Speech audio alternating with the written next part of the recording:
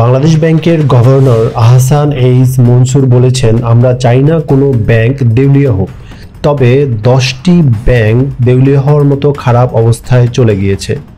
সরকার তাদের বাঁচানোর আপ্রাণ চেষ্টা করছে। রোববার সাংবাদিকদের সাথে বর্তমান পরিস্থিতি নিয়ে মত বিনিময় সভায় এসব কথা জানান বাংলাদেশ ব্যাংকের গভর্নর। কোনো ব্যাংক দেউলিয়া হবে এটা কেউই প্রত্যাশা করেন না, তবে ইতিমধ্যে অনেক ব্যাংক দেউলিয়া হয়ে আছে। প্রায় 10টির মতো ব্যাংকের অবস্থা এমন। সরকার এইসব ব্যাংকে বাঁচানোর চেষ্টা করছে। ব্যাংকগুলোর অবস্থা যাই হোক, এজন্য গ্রাহকদের কোনো ক্ষতি হবে না জানিয়ে তিনি জানান, এজন্য আমানত ইন্স্যুরেন্স 1 লক্ষ টাকা থেকে বাড়িয়ে 2 লক্ষ টাকা করা হয়েছে। বিশ্বের কোনো দেশই ব্যাংক খাতের 100% গ্যারান্টি দেয় না বলে জানান তিনি।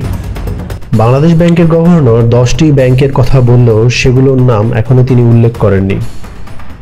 তিনি আরও বলেন, বাংলাদেশ ব্যাংকের পক্ষ থেকে কোনো প্রতিষ্ঠানের ব্যাংক হিসাব জব্দ করা হয়নি, সেটা এস আলম হোক অথবা সালমান এফ রহমান, কারোই প্রতিষ্ঠানের ব্যাংক হিসাব জব্দ করা হয়নি। যদি কেউ এস আলমের সম্পত্তি কিনেন তবে সে নিজ দায়িত্বে কিনবেন, তার দায়িত্বভার বাংলাদেশ ব্যাংক নিবে না বলে সাফ জানিয়ে দিয়েছেন তিনি আরও বলেন, 70,000 কোটি টাকা বাংলাদেশের বাইরে চলে গিয়েছিল, তার মধ্যে 30,000 কোটি টাকা ফিরে এসেছে।